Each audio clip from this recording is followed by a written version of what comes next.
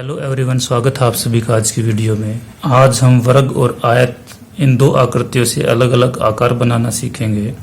वर्ग के बारे में आप जानते हैं कि वर्ग की चारों भुजाएं बराबर होती हैं। हम देखेंगे कि वर्ग से हम क्या क्या बना सकते हैं। अगर इस वर्ग के आधा अंदर और आधा बाहर एक वर्ग और हम बनाएं तो ये घन की आकृति हो जाएगी हमारी। इसको हमने इन सिरों से मिलाना है सिर्फ। इसके अंदर भी हम दो काम कर सकते हैं, जैसे हम एक आकृति और बना लेते हैं। यही आप जानते हैं कि एक कमरे के अंदर 4 दीवारें, एक छत और एक फर्श होता है, तो ये 6 के 6 पोर्शन उस कमरे के फलक कहलाते हैं।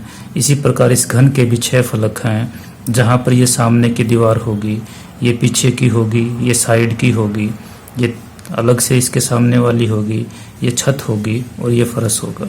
अगर हम इन 3 लाइनों को इरेज करेंगे तो अलग से 3 फलक दिखाई देंगे और इन 3 लाइनों को इरेज करेंगे तो 3 अलग दूसरे फलक दिखाई देंगे।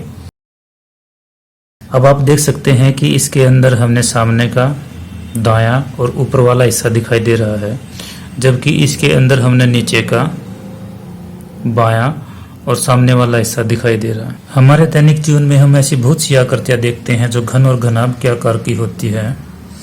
इन्हीं आकृतियों के द्वारा हम और बहुत सारी आकृतियां बना सकते हैं। यहाँ से ये जो लाइन है ये आपकी इसके समानांतर होगी और इसके समानांतर आप ये लाइन खींचोगे तो ये आपका एक घन हो जाएगा।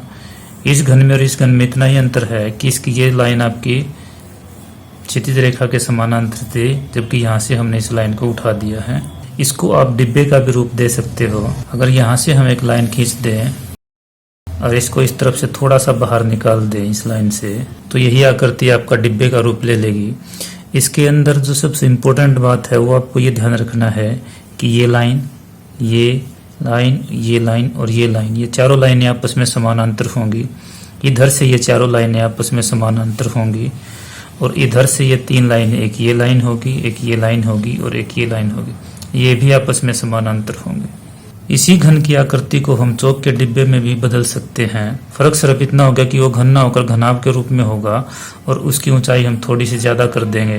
ये लाइन और ये लाइन आपकी समानांतर होंगी।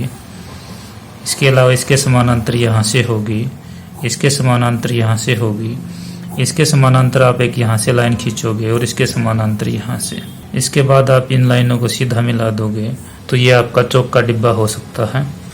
वर्ग से आप घन के साथ साथ और भी बहुत सारी आकृतियां बना सकते हो। जैसे अगर हम ये वर्ग बना दिया है हमने एक, इस वर्ग पर अगर हम थोड़ी सी ऊंचाई पर बराबर दूरी पर 2 बिंदु लेकर इसको अगर घुमाव दे दें और ऊपर हम गोलाई कर दें तो यह आपका एक कप का चित्र हो जाएगा। इसके बाद इसका हैंडल आप यहाँ से बना दोगे।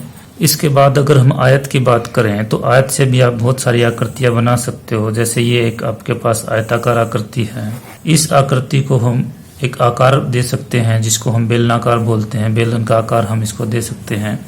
अगर यहाँ हम ऊपर और नीचे गोलाई कर दें तो ये बेलनाकार आकार आपका हो जाएगा। इस बेलनाकार आकार को हम कई रूप में बदल सकते हैं। इसी को हम डिब्बा बना सकते हैं, ये आपका डिब्बे का रूप भी हो जाएगा। इसी को हम कॉफ़ी कप के रूप में भी बना सकते हैं। अगर यहाँ पर हम सिंपल एक हैंडल लगा दें तो ये आपका कॉफ़ी कप हो जाएगा। कॉफ़ी कप की मैंने स्पेशल एक वीडियो भी बनाई थी, आप उसको भी देख सकते हैं। इसके अलावा अगर इसी आयत की आकृति को हम नीचे से दोनों तरफ से थोड़ा सा कम कर दें और ऊपर के सिरों से सीधा मिला दें और ऊपर के सिरे पर अगर हम गोलाई दे दें तो ये आपका गिलास हो जाएगा और उसके बाद नीचे भी गोलाई कर देंगे। अगर इसका उल्टा करें, हम नीचे से कम करने के बजाय अगर हम ऊपर से इसके दोनों हिस्से कम करें और उनको नीचे से मिला दें, अब ऊपर गोलाई होगी और उसके बाद नीचे भी गोलाई देंगे तो ये आपका उल्टा गिलास हो जाएगा। इनके अलावा और भी बहुत सारी आकृतियां हम बना सकते हैं घनाभ से। जैसे ये तीनों लाइनें आपकी समानांतर होगी। यहाँ से हम थोड़ी सी ऊंचाई लेकर इनको अगर ऐसे मिला दें, ये भी आपकी समानांतर होगी, ये भी आपकी समानांतर होंगी। इसके समानांतर यहाँ से ये लाइन जाएगी और इसके समानांतर यहाँ से ये लाइन जाएगी। और अगर इनको हम किनारों से गोलाई दे दें तो ये आपका एक पुस्तक का चित्र हो जाएगा। इसी प्रकार से हम जूते के डिब्बे का बना सकते हैं। जूते के डिब्बे की ऊंचाई थोड़ी सी ज़्यादा होती है तो यहाँ पर ऊंचाई हम ज़्यादा रखेंगे। पहले तो हम एक ऐसी आकृति बनाएंगे जैसे हमने पुस्तक के चित्र में बनाई थी। अब हमने सिर्फ इतना करना है कि जूते के डिब्बे के ऊपर ढक्कन होता है, तो ढक्कन हमने यहाँ पर बनाना है और इसको थोड़ा सा बाहर निकालना है दोनों सिरों से, तो ये आपका जूते का डिब्बा हो जाएगा। इसी प्रकार से हम मिठाई का डिब्बा भी बना सकते हैं।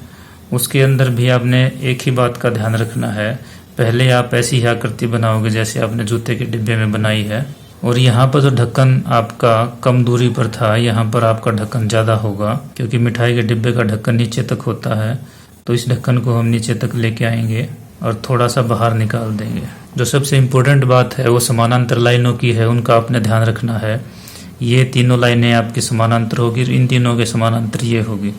इसी प्रकार से ये तीनों समानांतर होगी, इन तीनों के समानांतर ये होगी, और ये तीनों लाइन भी समानांतर होगी जो खड़ी होंगी। इनके बाद हम अलग अलग टेक्निक से इनके अंदर कुछ हद तक शेडिंग भी कर सकते हैं, जिसके अंदर हम हैजिंग टेक्निक का इस्तेमाल कर सकते हैं, समझिंग टेक्निक का इस्तेमाल कर सकते हैं, जिसके अंदर चीज़ों को मिक्स करना होता है।